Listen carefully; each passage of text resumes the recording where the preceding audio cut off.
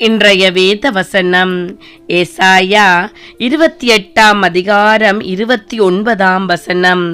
அவர் ஆலோசனையில் ஆச்சரியமானவர், செயலில் மகத்துவமானவர்.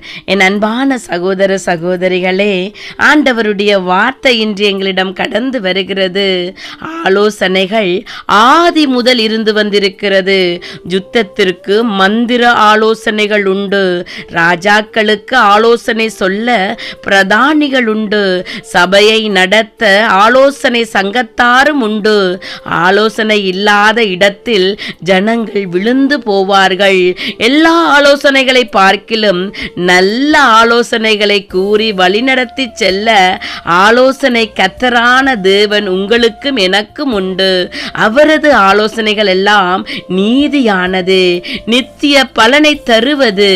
அவர் உரைக்கும் நல்வார்த்தைகளில் ஒன்றாவது தரையில் விழுந்து போவதில்லை.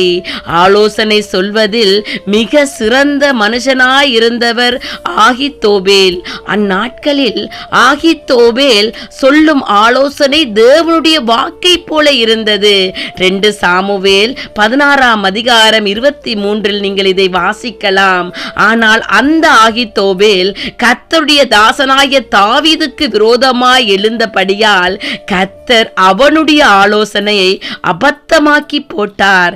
தேவ பிள்ளைகளே, உங்களுக்கு தீமை செய்ய உங்களுக்கு விரோதமாய் பகைவர்கள் கூடி ஆலோசனை செய்கிறார்களா?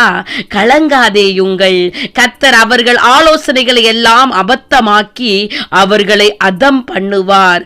உங்கள் சுயநீதியை விட்டொழித்து நீதியின் கர்த்தரை எப்பொழுதும் உங்கள் ஆலோசனை கர்த்தராய் வைத்துக் கொள்ளுங்கள்.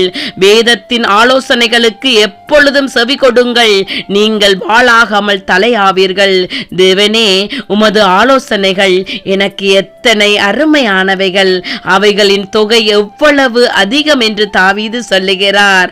அவருடைய நாமம் ஆலோசனையின் கர்த்தர். அவருடைய நாமத்தை மகிமைப்படுத்துவோமா? அவரை தெய்வமாக கொண்ட ஜனங்கள் நாங்கள் பாக்கியவான்கள். அவருடைய வழிகளில் வந்து விடுதலைகளை பெற்றுக் கொள்ளுங்கள். அல்லேலூயா.